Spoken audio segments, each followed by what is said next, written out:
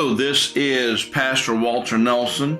I am the pastor at Impact Church in Lake Wales, Florida, and I am putting together this 10-part podcast, and I'm entitling it To Be Concluded, and it is it's designed to ask the question, should I be worried about the end of time, the end of days? Should I be worried about the end of things as we know it? And asking this question as it relates to what does the Bible have to say about it? So if you have given thought at all about spiritual matters and the end of all things, I encourage you to take the time, listen through, and I pray that God blesses you as you do. Hello, Pastor Walter Nelson here. I am the lead pastor at Impact Church in Lake Wales, Florida, and I care very much about people. And I'm putting together this series of videos because I want to talk about something that's very important. And don't shut me down when I tell you that I want to talk to you about the book of Revelation. Can we ask the question, should we be concerned about what the last book of the Bible has to say? Should we worry about it? Should we think about things of the last days? Is there such a thing as last days? Should I be concerned about it? Well, I want to talk to us about what I believe is coming down the road. All of us, young and old, men, women, children, folks, we all have life struggles. Everybody's trying to make their way through life, red and yellow, black and white. They're all precious in His sight. And what the Bible has to say is very important. And I think we truly need to know what the book of Revelation has to say in the Bible. Let me put it this way. Suppose you had a friend that you cared for very deeply. And suppose that your friend is driving down a road and they're completely oblivious to the fact that down the road a ways, the bridge is out. And so you are at a vantage point, and from your viewpoint, you can see your friend driving down the road, but you can also see that the bridge is gone. And you know that a tragedy is about to unfold right before you. In less than a minute or two, you're going to see your dear friend just drive off the end of that bridge if they don't stop. And so I ask you, what would you do? If you were watching this, what would you do? I suppose you would be doing anything in your power to warn your friend.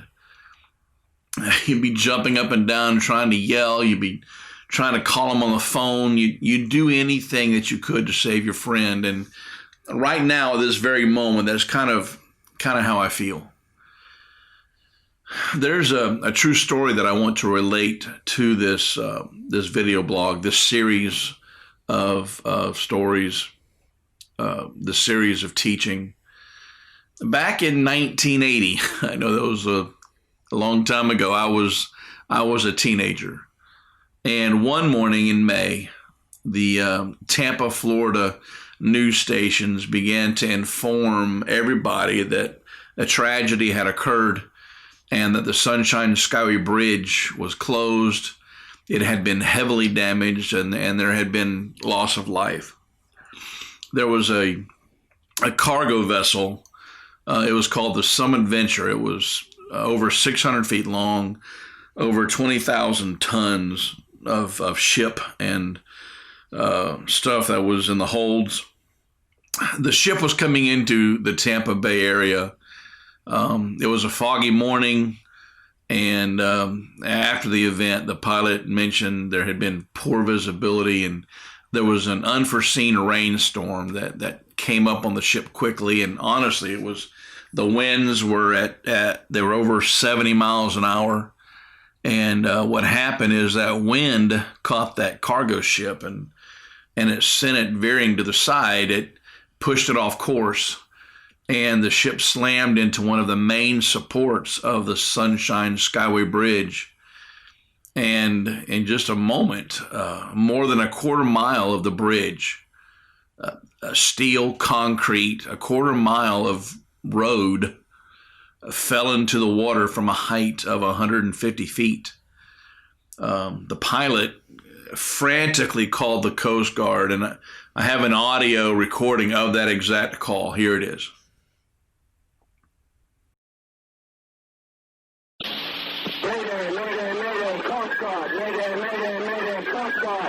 Vessel calling, Mayday, vessel in distress. This is United States Coast Guard, St. Petersburg, Florida. Request your position, nature of distress, and number of persons on board. Over. This is it. All the emergency equipment out to the Skyway Bridge. The vessel just hit the Skyway Bridge. The Skyway Bridge is down.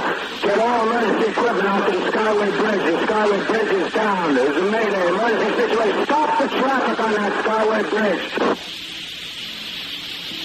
This is Coast Guard, St. Petersburg. Roger, what size is the vessel that hit the bridge? Over. The large vessel. Stop the traffic on the Skyway Bridge. There's some people in the water. Get emergency equipment out to the Skyway Bridge now. This is Coast Guard, St. Petersburg. Roger, what vessel are you on? Over.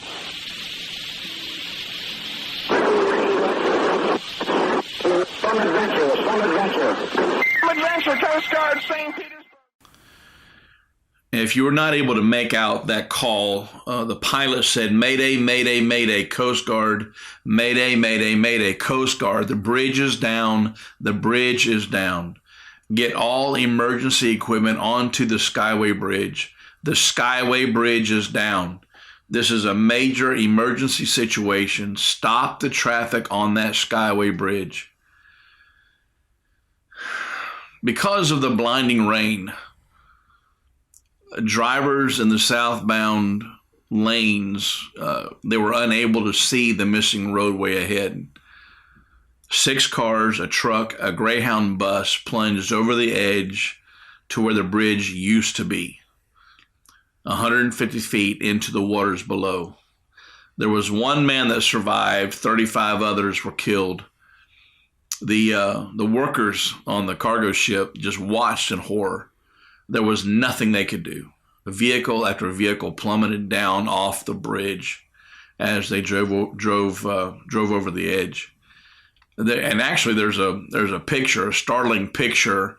There's one car that barely escaped. It skidded to a halt, all of 14 inches from the edge. So with that picture, that's kind of the basis for the blogs. All of us are busy. We have work, we have school, we have daily chores, things we have to do, kids we take care of, parents we have to take care of.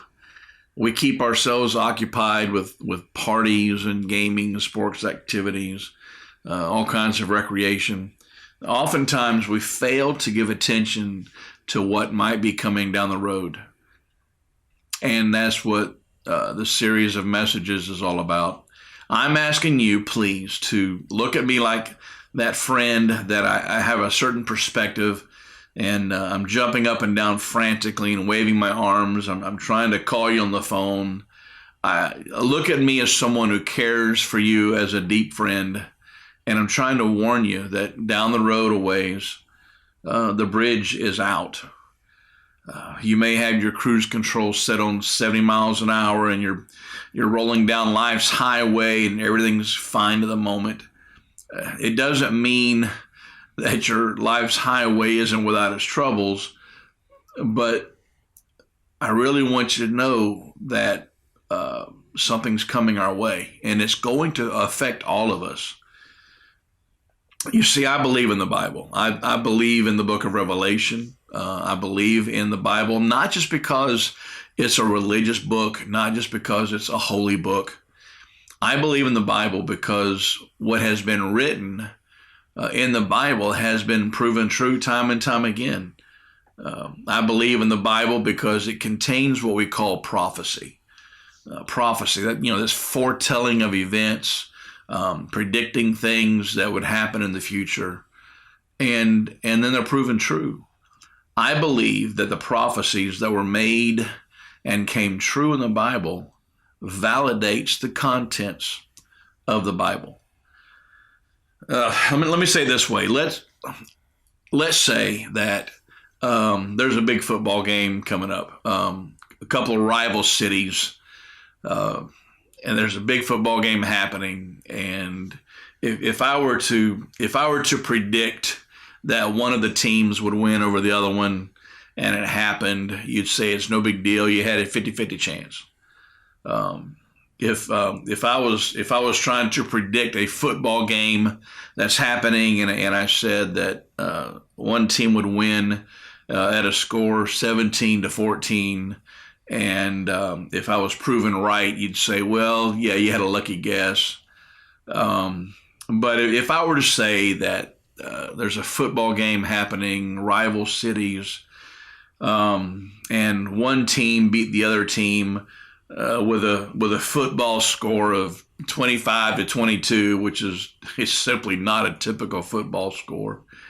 If I predicted that exactly 15,345 people would be in attendance, if I predicted that there would be exactly 7,890 hot dogs that would be sold, if I predicted that exactly 12,321 drinks would be consumed, if all of these things came true, you'd probably be impressed, and you'd probably want me to come up with the next lottery numbers for you.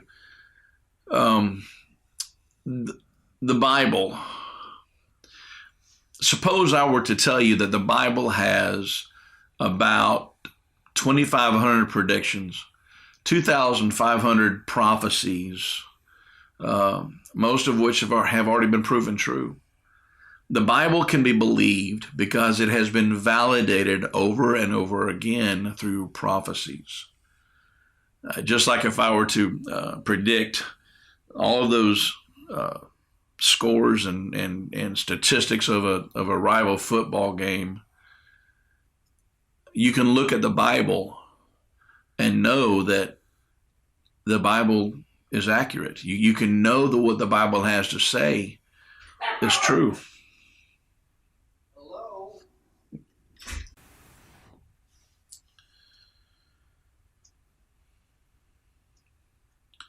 So on the topic of prophecy, if we take just a look at the birth of Jesus, there were about 200 specific verses of prophecy regarding this event. In the book of Daniel, about 600 years before Jesus was born, he writes about the time of Jesus' birth. The book of Isaiah prophesies his virgin birth. The book of Micah tells the place of his birth. If you took these 200 verses of prophecy, and if they all came true, one mathematician put the odds of that happening in one chance of 87 followed by 93 zeros. And the truth is that's a lot of zeros. It's just not going to happen by chance. At the time of its writing, the Bible, at the time that the Bible was being written, about 1/4 was written prophetically. As the words that make up the Bible were being written, 25% of them were speaking of things that would happen in the future. Events that would take place in the future were accurately predicted. They were correctly foretold years, sometimes centuries in advance. And the predictions, these prophecies, make up 25% of the Bible. In fact, the prophecy telling us that Jesus would be executed by crucifixion was given 500 years before the Romans even invented crucifixion. In all of the writings of the world, the accuracy of biblical prophecy is unique. So because of the accuracy of biblical prophecies already fulfilled, that means that we can trust the biblical prophecies yet to be fulfilled. So let me say that again, and please Please make sure you get this. Because of the accuracy of biblical prophecies already fulfilled, that means that we can trust biblical prophecies yet to be fulfilled. So if past centuries of prophecies of the Bible have been proven true, wouldn't it make sense that prophecies yet to be fulfilled would be valid and that we need to take a close look at them? Let's go back to my thought about the football game of the two rival cities, and I had so accurately predicted the weird score and those in attendance and the number of hot dogs and drinks that were sold. I mean, that's to be able to predict something like that is just not going to happen.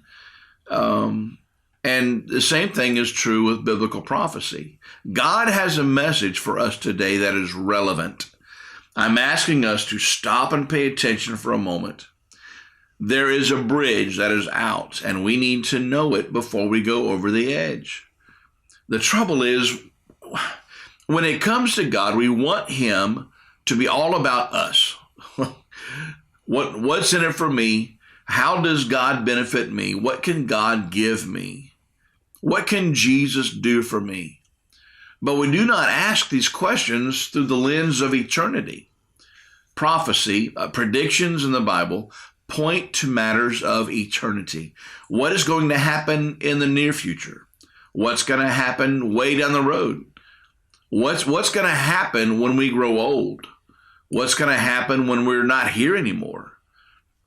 These are questions that we must ask with an eye for eternity, questions that affect the forever part of us. They affect not only the forever part of us, they affect the forever part of everyone that we know and all that we love and all that we hold dear. The prophecies of the Bible can be a forewarning of bridges that are down in your life. So this short podcast, this is the first of 10 podcasts. And I hope that you come to see me as that friend who is jumping up and down. I'm waving my arms. I'm screaming. I'm hoping to get your attention in order to forewarn you and me and everybody that we know and love that we need to be saved from imminent disaster. You know, if you ask around, most people believe that there is an end of the world. I'm asking you, please check out these other 9 videos as we talk about this topic, as we talk about the book of Revelation, as we talk about prophetic things in the Bible that are going to bring us to that time. So as we continue, I'm going to discuss prophecies of the Bible that describe to us what we can expect to happen in the future, and I encourage you to please keep listening in. God bless you.